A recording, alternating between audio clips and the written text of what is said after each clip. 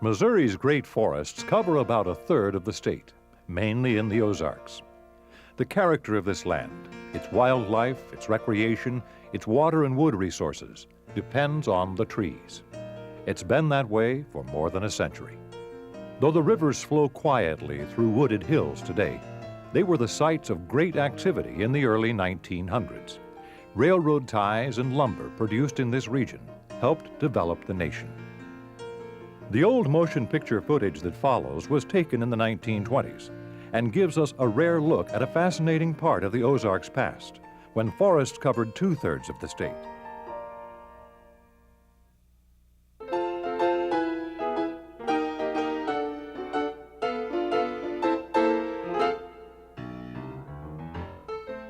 This is the story of the railroad crosstie, from tree to track. All of the operations shown are of and by the T.J. Moss Tie Company of St. Louis that was founded in 1879. In 1888, the company was the largest supplier of railroad ties in Missouri. It was acquired by Kerr-McGee Corporation in 1963. Its operations continue today. Working this virgin timber into lumber and ties put cash money into the Ozark economy.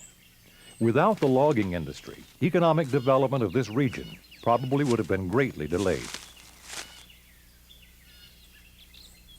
It all began with the felling of the tree. A logger cut a notch on the side towards which he wanted the tree to fall. The cut was then completed with a 2-man crosscut saw. It was a dangerous process. Trees could fall in an unexpected direction or spring back when they hit the ground. After the tree was down, limbs and branches were removed and the log cut into 8-foot lengths, since 8 foot was the standard length of a railroad crosstie. Red and white oak were the preferred species, but other hardwoods were also used. Crossties were manufactured by one of 2 methods, either by hand hewing or by sawing. A person who hewed ties was called a tie hacker.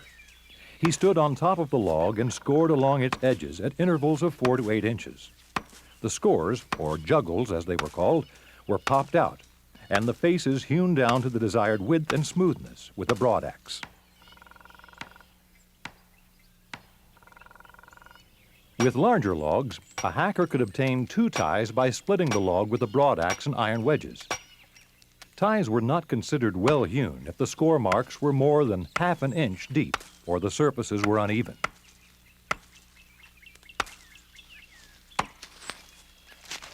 After the 2 ties were split, the 4th side of the tie was smoothed with a broadaxe. It took about an hour to hew a tie. Hackers earned 10 cents for each tie produced. A good hacker on an average day could complete about 8 ties. Many farmers were able to earn extra money during the winter by hewing ties.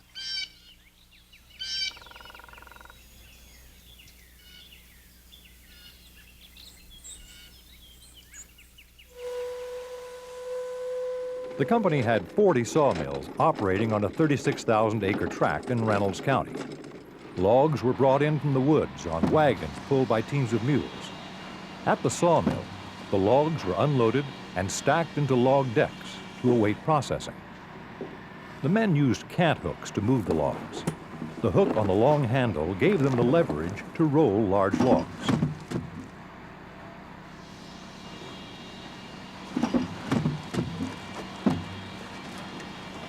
Unlike other lumber companies in the area, which had one large sawmill, the T.J. Moss Company had many small mills.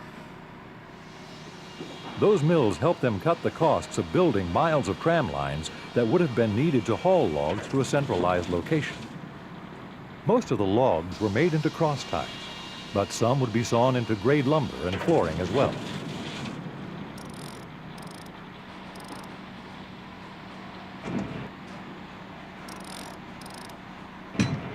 An expert sawyer was the key to a profitable sawmill. The sawyer determined how the log would be cut to obtain the highest grade of lumber.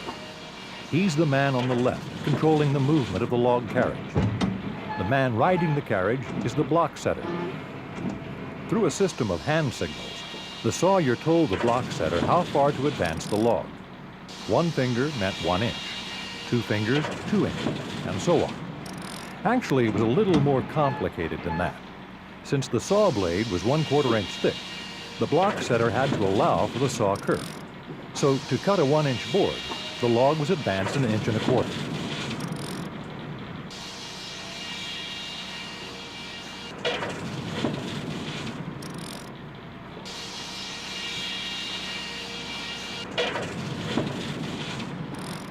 Usually several sawing operations were taking place at the same time.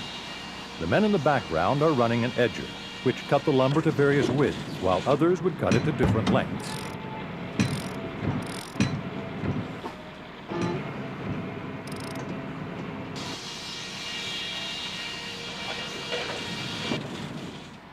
The cross ties and lumber were separated as they came out of the mill. Ties were rolled into one pile, lumber into another.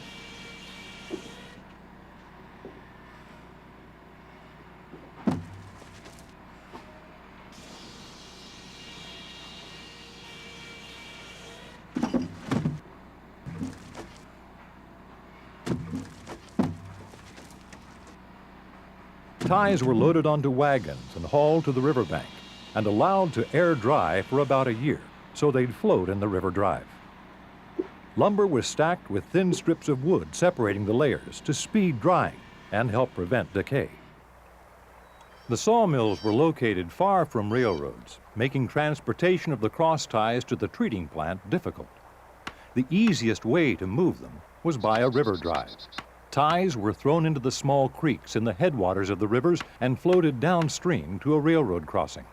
The company made the first river drive on the Black River in 1908, and the last one tied up at Clearwater in September 1926. During that time period, ties were floating on some part of the river at all times.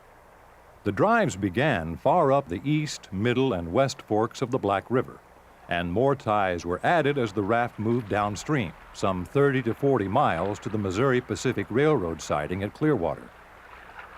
The drive started about the 1st of June each year. Some of the larger drives contained more than 250,000 ties and took 4 months to complete. Usually only a mile or two of progress was made each day. The river hogs, or pigs as they were called, worked a 10-hour shift and were paid $1.75 a day plus meals. The men worked, ate, and slept along the river while on a drive and were wet to the skin most of the time. When the drive reached the railroad crossing, men, teams of horses and mules, and wagons would be standing by to pull the ties from the river and carry them to waiting railroad cars. A tie boom, constructed of pilings, wooden timbers, and heavy steel cable, was stretched across the river to stop the ties at the takeout point. About a 1/4 mile above the boom, wagons were backed into the river for loading ties. Each wagon held 20 to 25 ties. For this particular operation, the company had 40 to 50 teams hauling ties. Many of the teamsters were independent operators. They supplied their own equipment and teams. Mules were preferred over horses because they could handle the heat of the summer and were less excitable. Their loads were counted and the men were paid according to the amount of ties they hauled to the rail cars.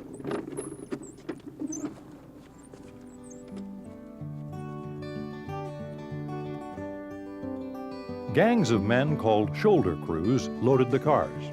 2 men called headers picked up a tie and placed it on a cushioned leather shoulder pad of the carrier. Some of the ties weighed several hundred pounds. Boxcars had to be loaded by hand. The springy oak planks looked precarious, but they actually made the loading easier as they bounced the man and his tie up into the car. Each man loaded, on the average, about 200 of the heavy water-soaked ties a day. The ties were pulled from the river with either a chain-driven conveyor or a steam-powered Barnhart loader. The loader could pull ties directly from the river and swing them into awaiting rail cars. Even though the mechanized loaders were being used more, there still was a tremendous amount of manual labor involved in retrieving ties and loading them for shipment to the treating plants. The work was slow, and when the main drive came in, ties could be backed up the river for miles. After 1925, T.J. Moss and other tie-producing companies working in the Ozarks agreed to a plan that would help protect fish spawning by halting tie rafting operations during the period from April 15th through June 1st. There was concern that the tie drives disrupted spawning.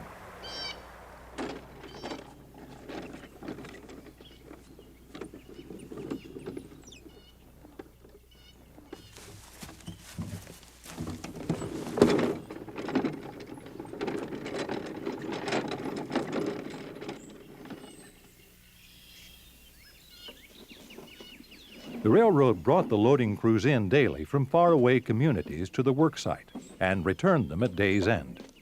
There were no accommodations for them to stay the night.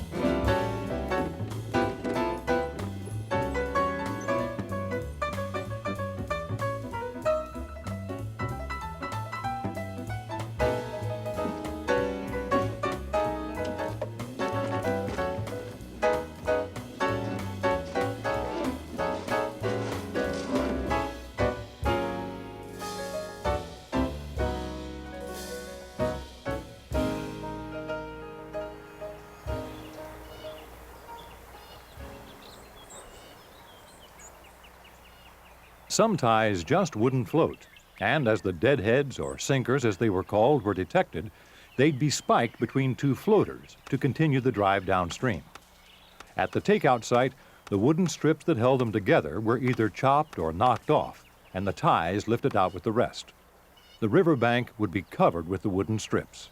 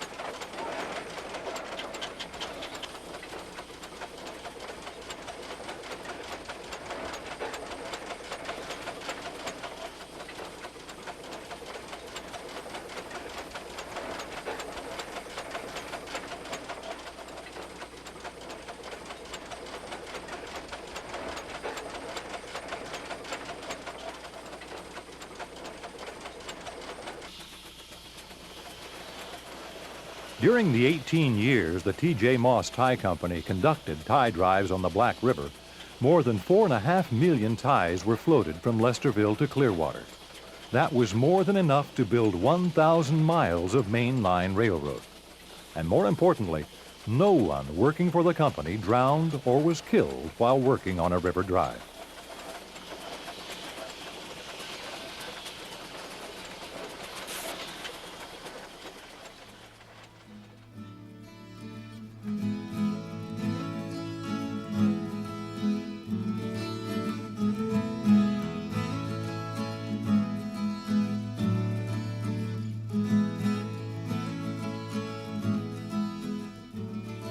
In building a timber treating plant, One of the essential factors was accessibility to railroads. Not only were the railroads the principal consumers of cross ties, they were also the main and in most cases the only means of transportation. The company's East St. Louis plant was located about a mile south of the city and could serve all of the 23 railroads coming into the St. Louis area. It covered about 70 acres and provided sufficient room to maintain an inventory of 1.5 million ties.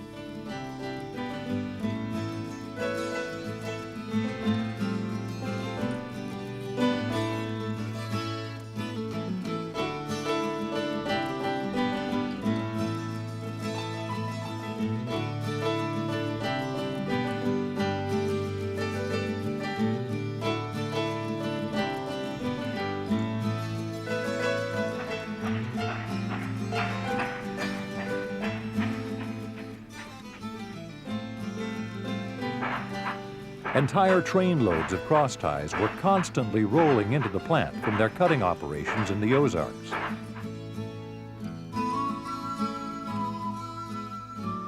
The ties were unloaded and carefully stacked for proper seasoning before being treated. Oak ties had already seasoned a year or more before treating. Pine ties, on the other hand, were ready for treatment within 4 to 6 months.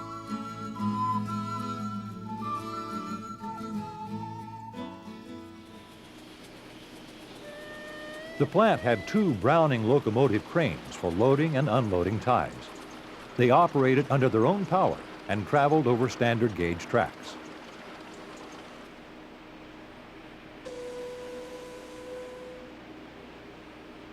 Driving metal S-irons into the ends of the ties prevented excessive checks and splits while they were being seasoned.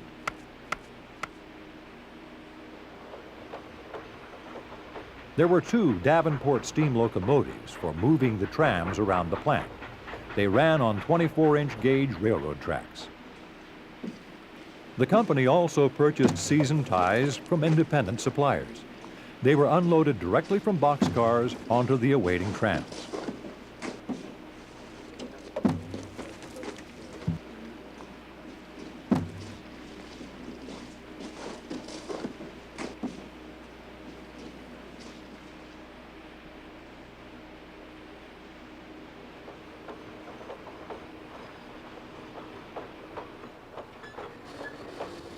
After the proper seasoning time, the ties were ready for treatment. The loaded trams were moved from the tie yard into the treating cylinder.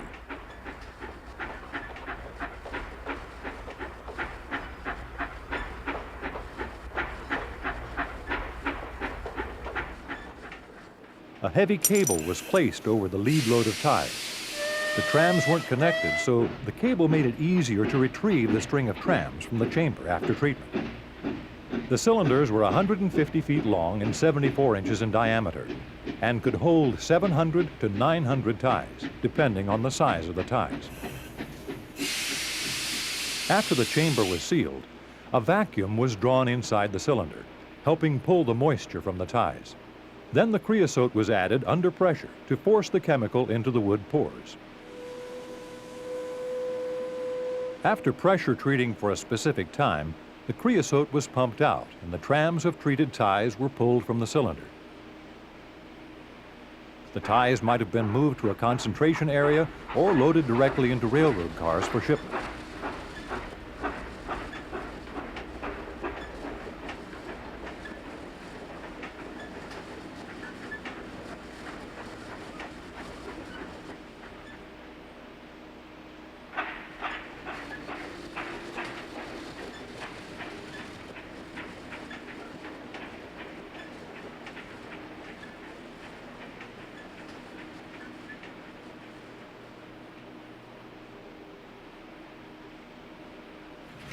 As in their woods operation, much of the loading and unloading of ties at the treating plant was done by manual labor.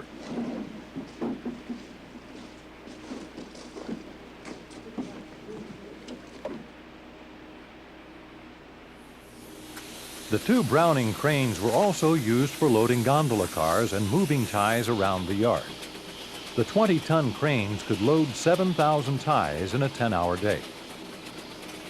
That was about equal to the efforts of a 20-man loading crew.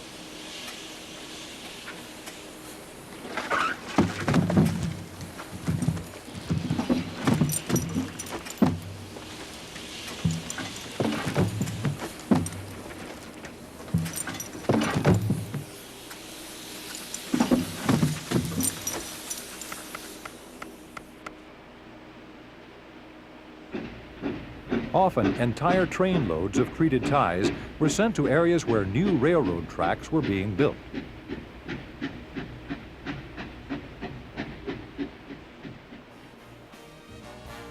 There was rapid growth in wood preservation during the early 1900s.